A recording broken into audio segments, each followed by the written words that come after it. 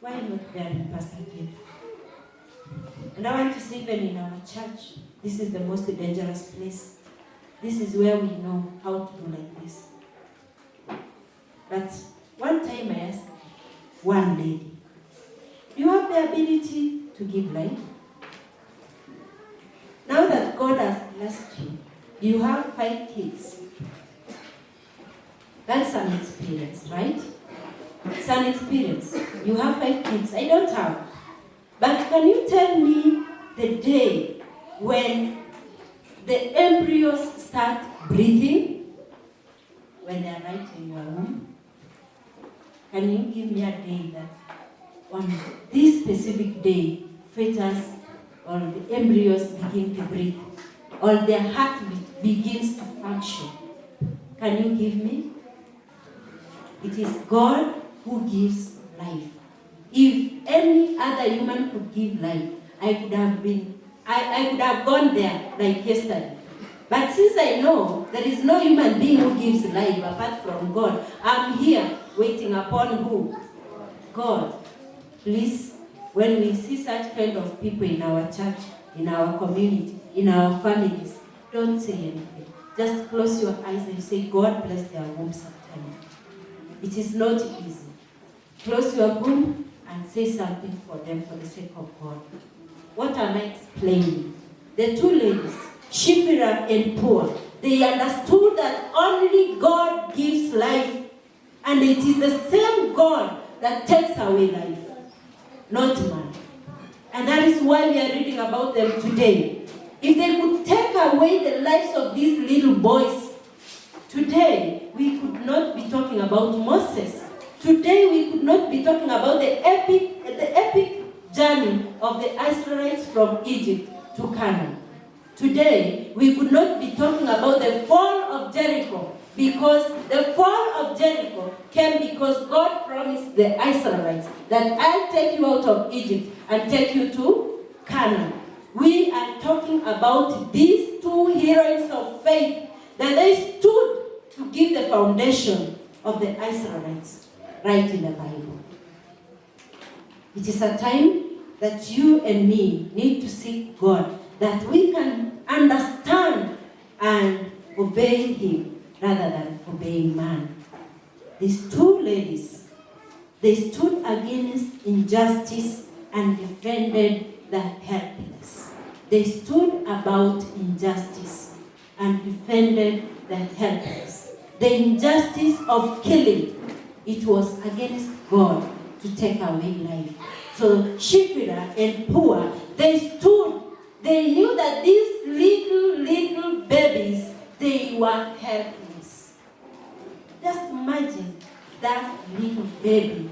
The way the baby is sweet. The way the baby is calm. The way the baby is innocent. Just being lifted. That situation of a helpless soul. They looked at these helpless babies and said, we cannot do anything. We cannot participate in the injustice. We have to stand with this helpless generation.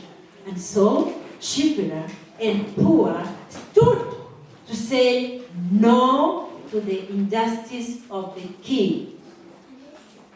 And I was asking myself, how many times have we been involved in injustice, especially of taking these helpless lives?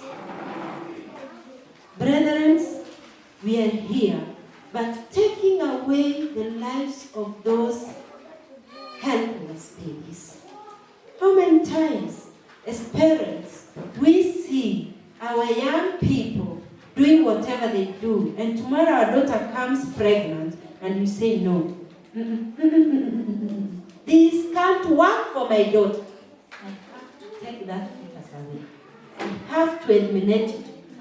How many times? How many times as women we've made decisions? This one I don't want to bear.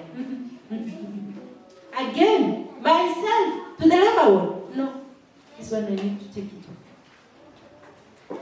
Men, how many times we've used our pocket to support our women do what it means to eliminate the lives.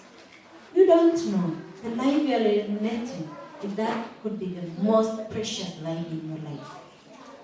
How many times have we participated in the injustice of taking away the helpless, especially the lives of these non-babies?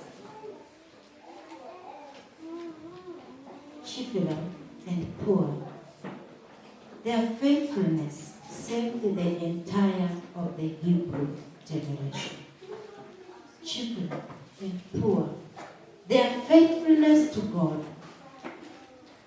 it saved the entire Hebrew lives.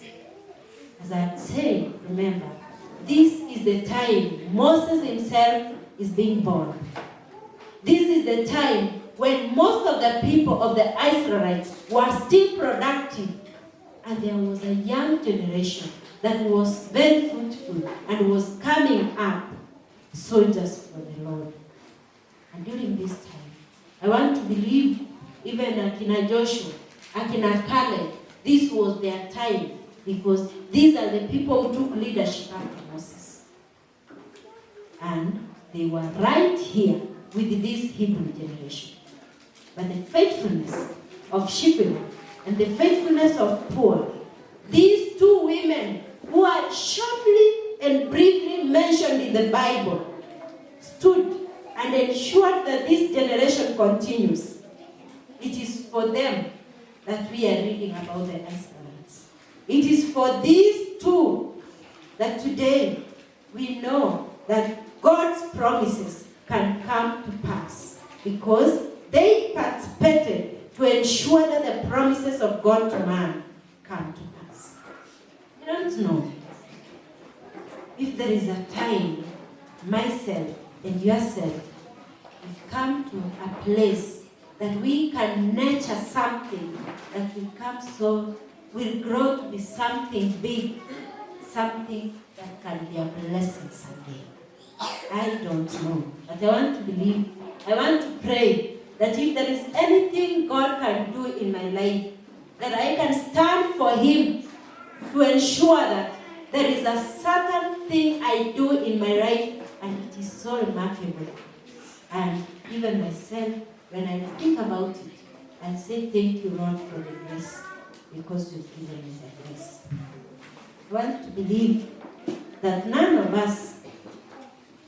us could wish to see the perishing of a generation, and that is what we are seeing. We can count on ourselves. I can count on you. You can count on me on some things in this world. But let's ask our question. God counted on Shiphrah and Puah. Can God count on me today? Can God count on you today on some kind of a task? I want to say, God rewarded the faithfulness of these two ladies. God rewarded the faithfulness of these two ladies. Anytime we are very faithful to God, it doesn't just go without being noticed. God rewards our faithfulness. Just be faithful. Just do His will. Just be willing to listen to Him. And God is always faithful. Our God is always willing. Our God is always a rewarding God. And once He is calling to each and every one of us, just like He called to Shiphrah and Puah, to stand against evil.